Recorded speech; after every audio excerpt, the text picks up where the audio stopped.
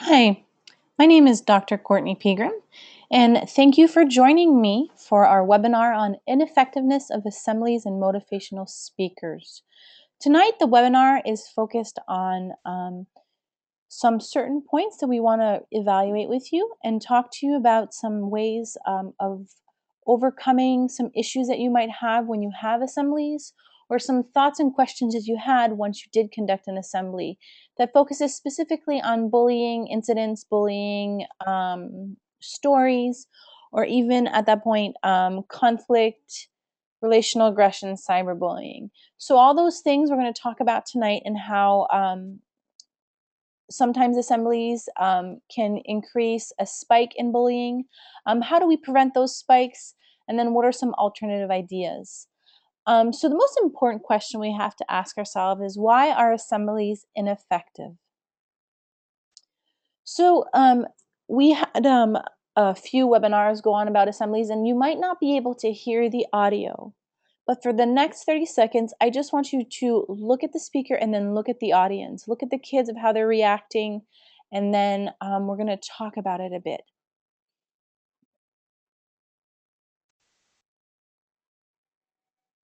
So I want you to focus on the group.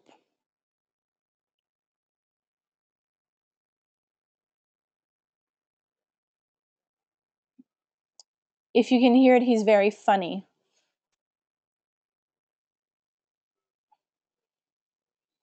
Now again, focus on the crowd.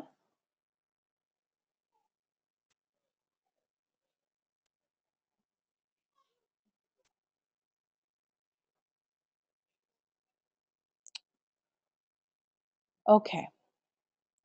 So this is a great video to go over, and he's a great speaker actually. So for me, this video clip was very touching. I've seen it a few times, and he really brings out the heart and the soul in his stories, and he has a strong impact, a strong presence, which is great for that purpose. But why would I say then that assemblies are ineffective? Well, one of the main issues is the presenter can create awareness, but they're not able to modify the behavior. So in order to change behavior, your first point is you need to create awareness. Then you need to address the behavior and that's been going on that you're looking to change. From that, you need to come up with some strategies, resources to able to change the behavior. Then you need to practice the changes and the new strategies to modify the behavior. And then after practicing, you need to follow up. So those are like the simple steps. It's basically like a habit. So when you have a bad habit, in order to change that habit, it's really important to not just eliminate the habit, but find an alternative healthy habit that you can do instead to change the behavior. So there has to be some sort of reward at the end. So I don't want to go too deep in that, but I just want to explain that often when presenters come, they create awareness, which is great, but they're not able to change behavior. So if you're looking to change behavior by conducting these assemblies, it won't happen. I asked you in the video to look at the people. A lot of them were laughing, but if you could quickly glance at some of them, some looked disinterested. Others were kind of laughing but looking around, and then there had some people that seemed a little weary. This was the minority of that group. But it's really hard to connect with the majority of people when you're conducting an assembly, because typically a motivational speaker can inspire a certain percentage of people in the group. But to get the majority of the people to get engaged and connect to the person, there has to be a common goal, and often that's difficult to do. Students lose interest if the speaker does not relate the information back to their lives. So this is a great point that I like to talk about, because some of the schools that brought us in, they bring us in right after the assembly. So we have the opportunity to listen into assemblies. And one time when we were working with a school, they focused on Columbine shooting. So for me, it hit home. I was about to graduate college, I believe, from when that happened, and it was like the first major shooting. It made the news. It was just really horrible. And, so I could have vivid memories of seeing what was going on TV, hearing about it. And, just, I remember those emotions. So the really important thing for me was like, I was in the moment, I was able to be being brought back there, but the students that were in that in the assembly, um, they were in grammar school, kindergarten, like they couldn't relate. They didn't remember Columbine. They couldn't do anything. So it didn't go back to their lives. Also, what was more interesting about the speaker is it was right after Newtown shooting, and he didn't mention once that incident. So it was kind of a disconnect, So, I mean, in those instances, what do you do? I mean, it's hard to bring that information back, and, students don't really relate to it. So that's something to think about why sometimes assemblies might not be as effective or have the outcome desired.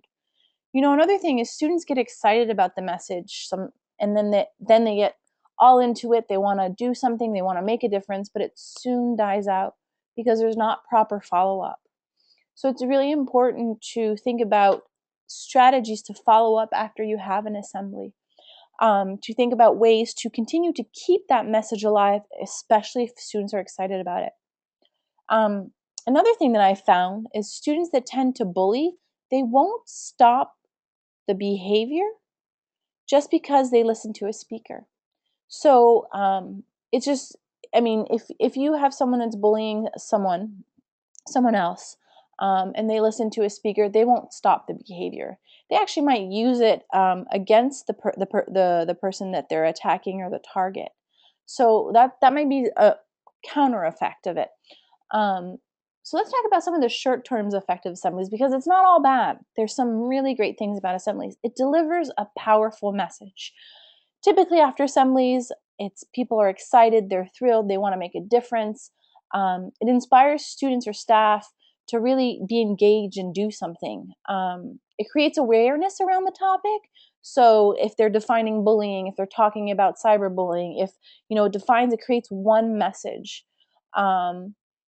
Often that the assembly, the presenter does talk about stories that students can relate to. So some students really feel like they connected with that presenter.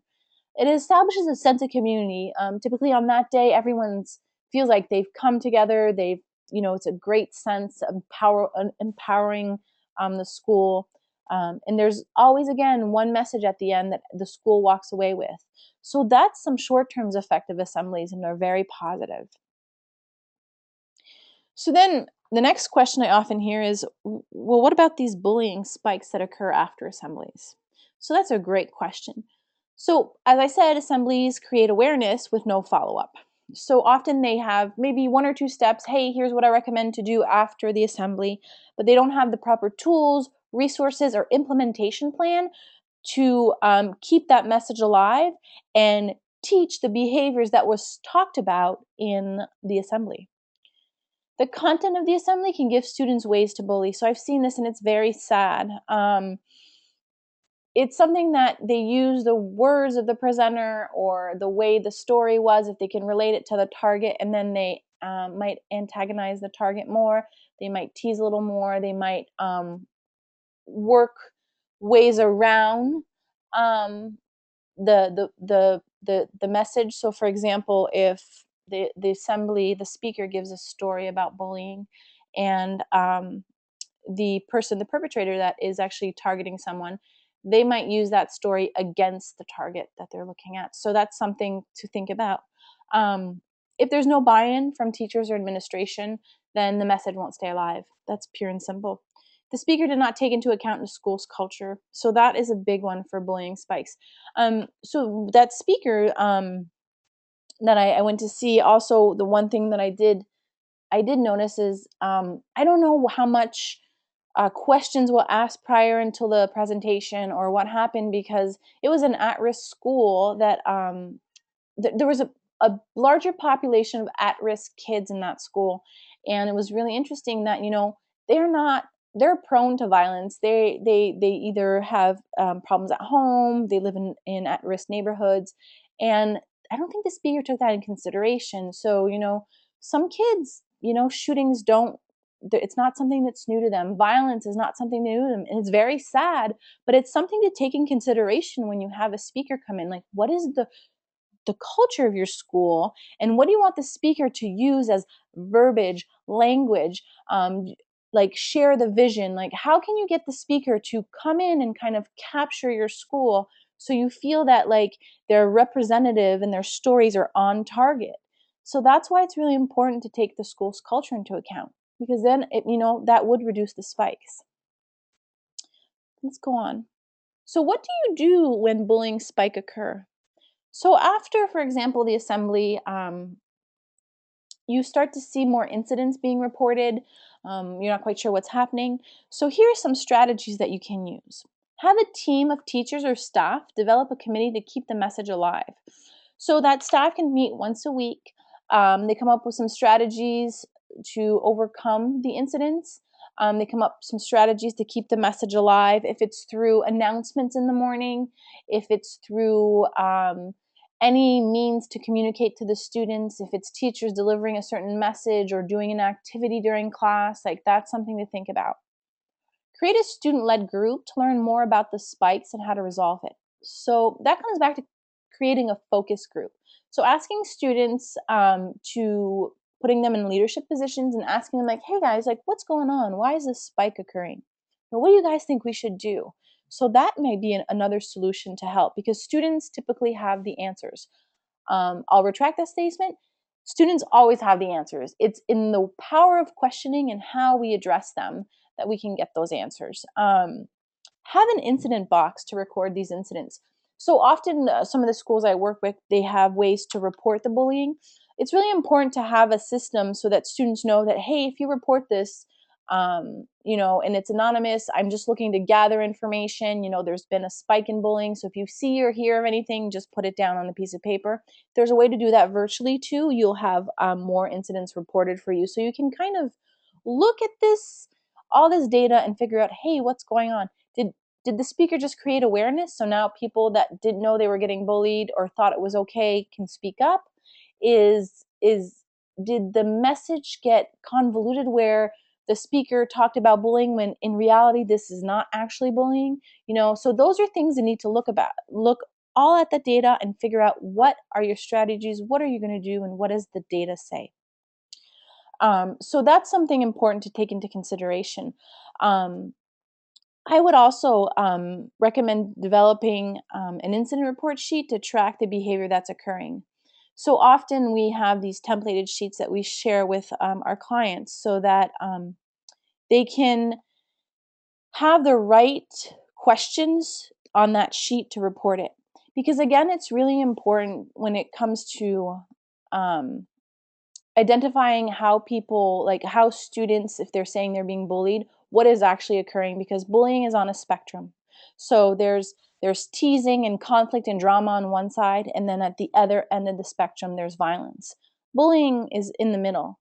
And there's different ways of people bullying, but for some reason, as adults, or how the media has portrayed bullying is they put it under all under one umbrella. So what happens when that occurs is students just go directly to bullying versus conflict and mediating that conflict, or teasing. There's good teasing, there's unintentional teasing, there's bad teasing, and then there's bullying. It's the same things for online, what happens online. There's, drama that occurs online, then there's conflict online, then there's cyberbullying.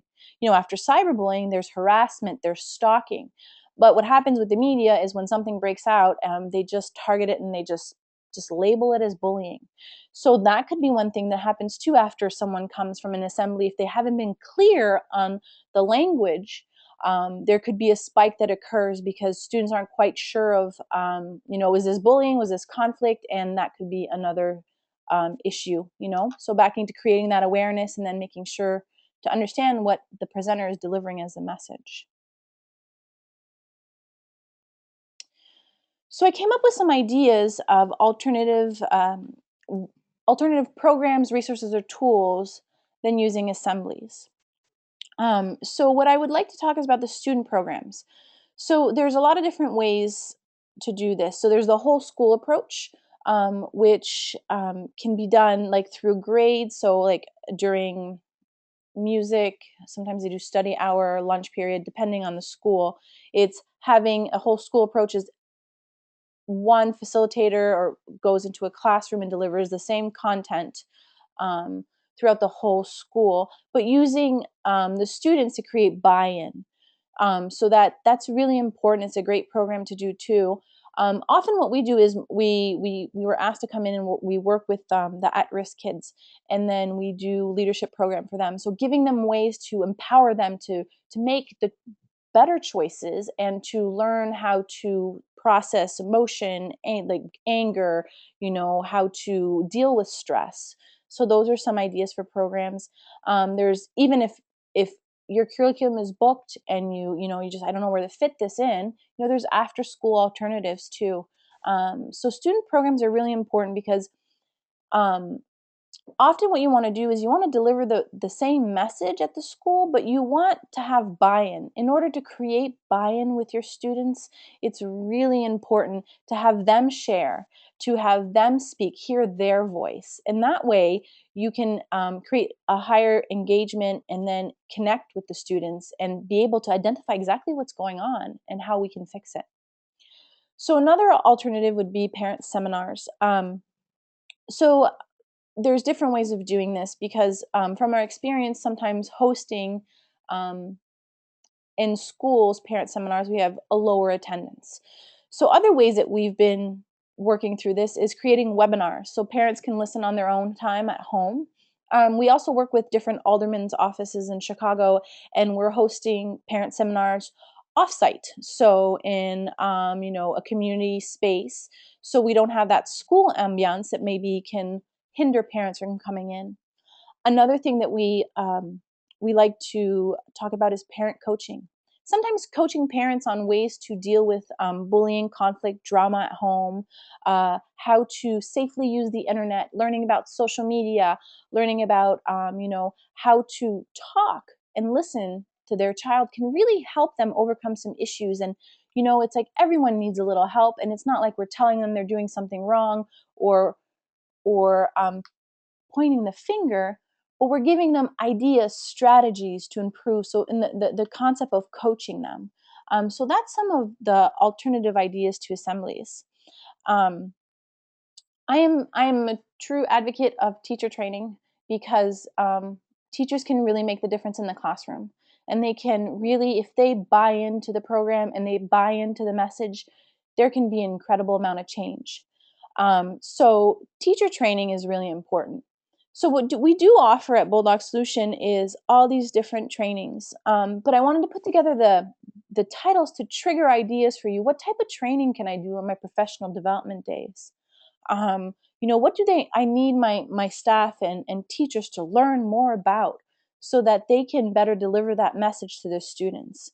So our most popular ones are typically the bullying 101, um, because teachers hear different things about bullying, about relational aggression, about conflict. So it's really like getting back to basics and learning those definitions is a really critical point that you can get everyone on the same page using the same language. I mean, that's the best way for a fresh start. A lot of our team building teacher trainings have been helpful because once you gel as a group, you're more apt to ask for help, to suggest things with your peers and your colleagues. So that's really important. So we found that was really helpful, our team building. And then our preventative strategies also help a lot because we say it's better to prevent behavior occurring than versus intervening. So those are some too that been the most popular. And I just wanted to put those out there so you can think of maybe what can I do for my next professional development day. So teacher training is really important, and we push for that a lot just to make a difference and see how that can have an impact on your school. So we talked about the different alternative ideas to assemblies. So again, parent coaching. Um, we at Bulldog Solution offer parent coaching. There's also ways that they can join a group. There's all these support and there's all these resources out there. It's just really finding the right one that would fit your school's culture and also help the parents. I believe in mediation strategies for conflict, and then teaching the students as leaders how to mediate conflict. So conflict resolution is a great skill to have. Even as adults, we struggle with it. So teaching students how to deal with it can take them really far and like better empower them to make choices and stand up for themselves and not be bystanders. So that's really important. Having a committee of teacher or staff that really come up with strategies is important. We talked about that a bit. And then having them like deliver the message that you want to share in your school. Creating weekly announcements. So one of the principals that I worked with, we came up with for every week, the principal had different announcements. It was quotes, it was statistics, it was stories, to keep that message alive. It really helped. Creating a knowledge center in your school. So if it's online, if it's somewhere in the school, if it's a bulletin board of all the different things, so that if students need help or resources, they know where to go. What I like to do too is developing a social skill toolbox. So as leaders in the school, it's really important to have all these different resources at your fingertips or easy access to. So if a parent comes to you, a teacher, it's having that toolbox ready for you so that you can set everyone up for success. So we pulled this from online of some of the statistics and all the latest incidents of bullying and some facts. So I'm not going to read through this, but I just want to show you that, bullying is still a problem and there's still some negative impacts about it. And there's ways for us to deal with it and really better understand what is out there and what we can do, because there's no one solution. It's all about understanding the situation and finding the right formula to address that situation. So now I can open it up for questions. How we do it with our webinars is you can type in your question if you want, and then I can, if you raise your hand too, I can, I'm able to open up the microphone for you so you can ask a question or you can type it in.